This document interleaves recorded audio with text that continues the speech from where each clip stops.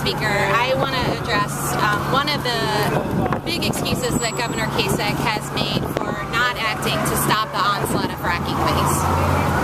So one of the things that he has said is that he's trying to figure out, he doesn't like that Ohio's become a dumping ground, but he's trying to figure out what he can do and not violate the Interstate Commerce Clause.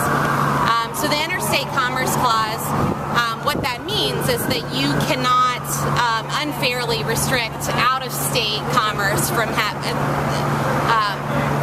and not restrict the in-state commerce as well. And so this is really not a valid excuse. Basically what Governor Kasich is doing is he's setting up a straw man argument, saying that he doesn't like that we've become a dumping ground for out-of-state waste, but he can't do anything about it, his hands are tied. But that's true only if you're just focused on the out-of-state waste. The fact is that we are still a dumping ground not only for the out-of-state waste, but for the in-state waste as well. And I don't know if Donna mentioned, but last year that was nearly 600 million gallons of waste. But I want to take a step back because in this argument that he can't do anything because of the Commerce Clause, it really is just an excuse. Because if he couldn't do anything about the waste, then he wouldn't have been able to issue an executive order to put a moratorium on new permits for injection wells after one caused an earthquake in Youngstown. He wouldn't have been able to do that if he could not restrict the waste.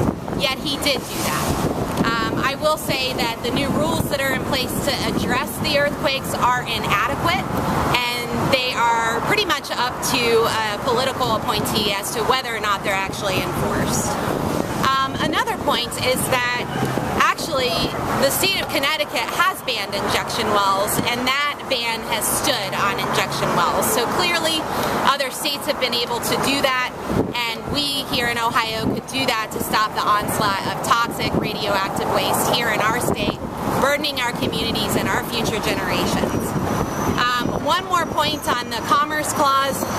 New Jersey passed a ban on all fracking waste disposal last year, and despite Governor Christie claiming that it violated the Interstate Commerce Clause, his own Office of Legislative Services cited several precedents to prove that it did not violate the Interstate Commerce Clause to ban fracking waste disposal there. So yesterday was a call-in day to Governor Kasich's office. His office received about 300 calls just yesterday. Overall, he's received almost 600 calls asking him to ban injection wells, received over 5,000 petitions, and numerous other messages on email as well.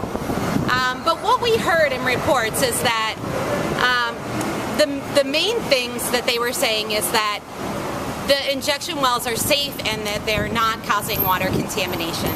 There are, in the Ohio Department of Natural Resources' own records, several instances of contamination, leaks, and spills. I know that Donna covered some of these, but there are even injection wells down in Athens County that were supposed to be closed, and they were not closed, and there was no explanation to the public as to why those injection wells are still operating today.